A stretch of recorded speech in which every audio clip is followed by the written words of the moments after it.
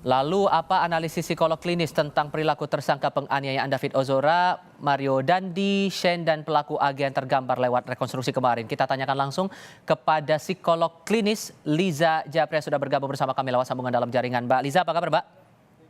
Baik, Mas Tifal. Apa yang perlu diperhatikan penyidik untuk aspek psikologi klinisnya sehubungan dengan kasus penganiayaan terhadap David ini, Mbak? Ya, yang pertama yang harus kita perhatikan adalah naik turunnya emosi dari kedua tersangka ya. Yang mulai dari awalnya tadi terlihat tengil, songong, kemudian sempat nangis, kemudian sepertinya lemas. Nah, ini kan ada ledakan-ledakan emosi tersendiri yang bisa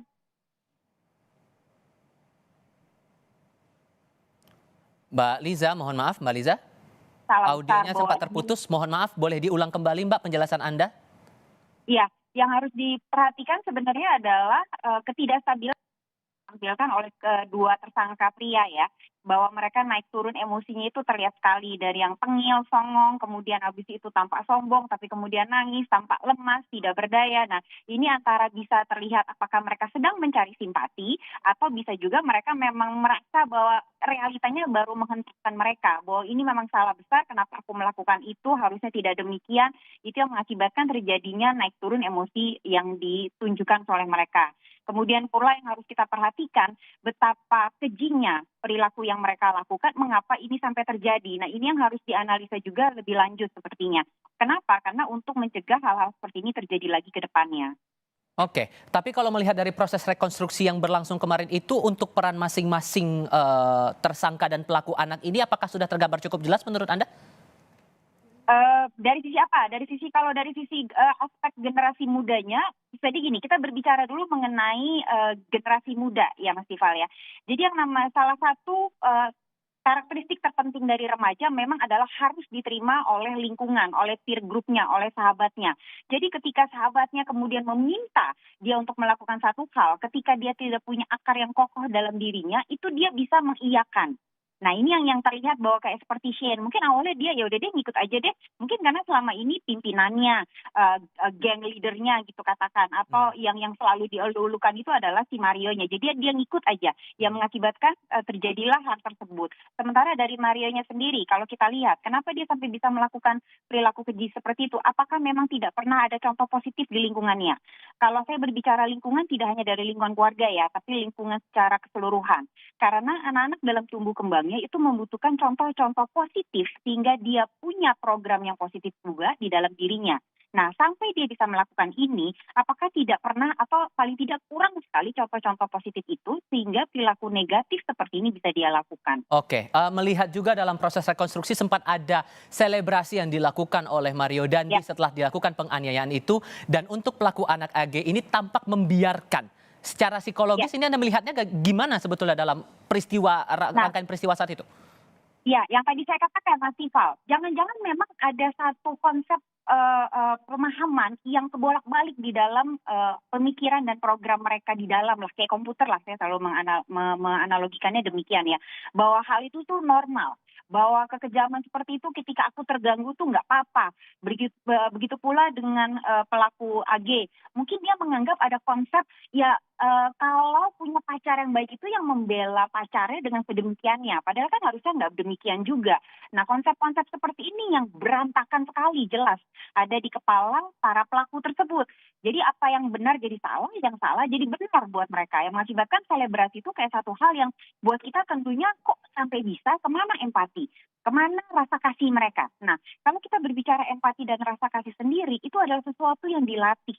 Sesuatu yang lingkungan, orang dewasa memberi contoh dan mengajarkan dan melatih anak-anak dari kecil berkaitan dengan empati, rasa kasih, nilai-nilai mana yang baik, mana yang benar. Nah, ini sepertinya yang sangat kurang dalam kehidupan ketiga pelaku tersebut. Oke, terakhir singkat saja Mbak, soal ekspresi. Tadi Anda sempat menjelaskan di awal kondisi emosional dari Mario dan Shane ini terlihat berbeda ketimbang saat dirilis oleh pihak Polres Metro Jakarta Selatan. Awalnya sempat tenang, tertunduk, tapi sekarang menunjukkan emosional, bahkan Mario waktu itu sempat menangis begitu ya. Anda merasa bahwa ini hal yang wajar mereka dilihat secara luas oleh publik, bahkan ada tangkapan media sehingga membuat ada guncangan emosional di dalam diri mereka?